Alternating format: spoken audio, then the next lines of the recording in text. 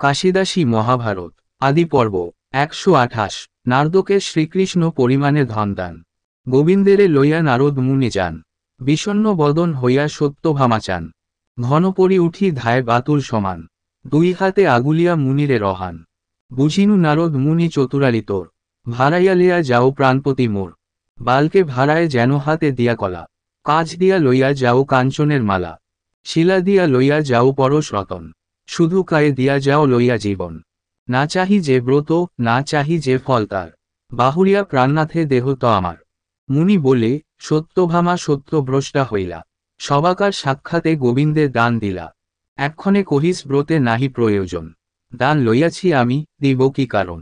একক দেখিয়া চাহ বল করিবারে, মোর ঠাই লইতে কাহার শক্তি পারে।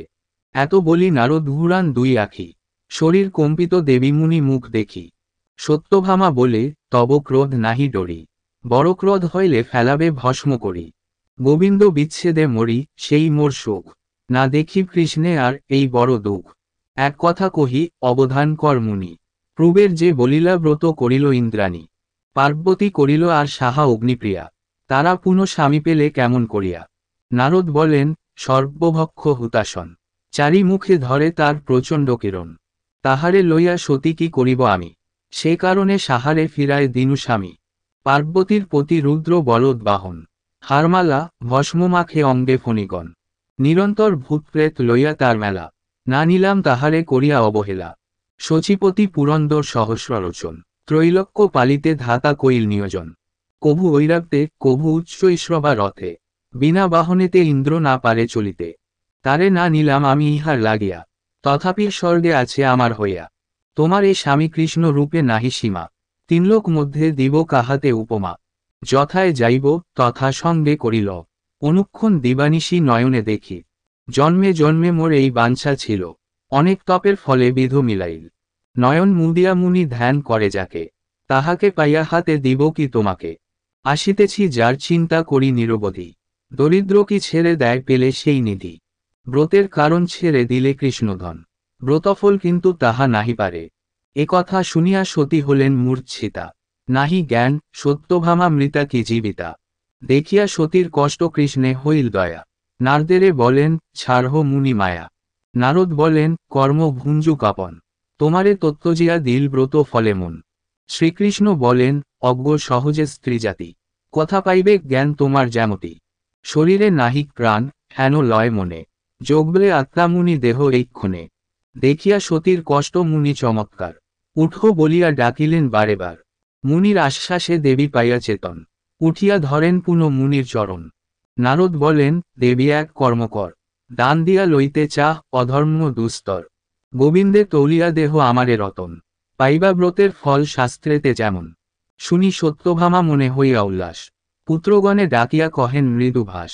করহ তুলেন সজ্জা, যে আছে বিহিত, মম গৃহ হইতে রত্ন আনহ তরিত।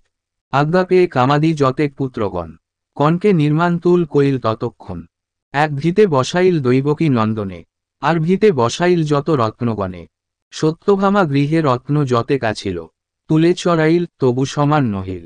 রুক্মিণী কালিন্দী নগ্নজিতা জাম্বতী, যে যাহার ঘর হইতে আনে শীঘ্রগতি। চড়াইল তুলে, তবু সমতুল্য নহে, ষোড়শ সহস্রকন্যা নির্জন বহে। কৃষ্ণের ভাণ্ডারে ধন কুবের জিনিয়া, তরা করি চড়াইল তুলে সব লইয়া। না হয় কৃষ্ণের সম, অপরূপ কথা, দ্বারকাবাসীর দ্রব্য যার ছিল যথা। শোকটে উঠেতে বৃষ বহে অনুক্ষণ, নহিল কৃষ্ণের সম, দেখে সর্বজন। পর্বত আকার চড়াইল রত্নগণে, ভূমি হইতে তুলিতে নারীর নারায়ণে। দেখি সত্যভাম দেবী করেন রোদন, ক্রোধমুখে বলেন, নারদ তপোধন। উপেন্দ্রাণী বলিয়া বলাও এই মুখে, রত্নে যুখি উদ্ধারিতে নারিলি স্বামীকে। শিশু প্রায় পুনঃ পুনঃ করহ রোদন, এতদিনে জানিলাম তব বিবরণ। বক্রচক্ষু করিয়া কহয়ে তপোধন, হেন জন হেন ব্রত করে কি কারণ। এবে জানিলাম ধন না পারিলি দিতে, উঠো বলি নারদ ধরেন কৃষ্ণ হাতে। শুনি সত্যভামা মুখে না সরিল বলি, ভূমে গড়াগড়ি যায় আউদর চুলি। হেনমতে কান্দে সব যাদবী যাদব, হৃদয়ে চিন্তিয়া তবে বলে উদ্ধব।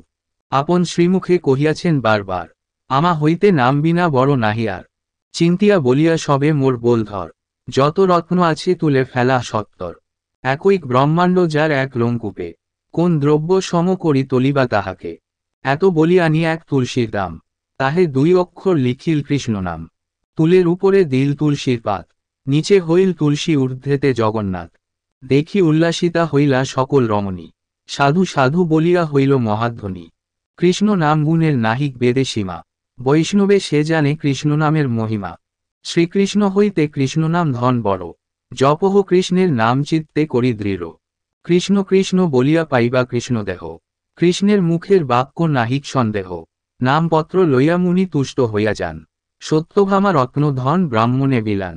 পারিজাত হরণের এই বিবরণ, এক্ষণে কহিব তবে সুভদ্রা হরণ। মহাভারতের কথা অমৃতের ধার, শুনিলে অধর্মী হইবে হেলে ভবপার। পারিজাত হরণে হরিশ রসকথা, শ্রবণে শুনিলে ঘুচে সংসারের ব্যথা। পুরুষ শুনিলে হয় কৃষ্ণপদে মতি, নারীজন শুনিলে সৌভাগ্য হয় পতি। আয়ুধন বংশ বাড়ে সর্বত্র কল্যাণ, কাশিদাস কহে তাহা করিয়া প্রমাণ।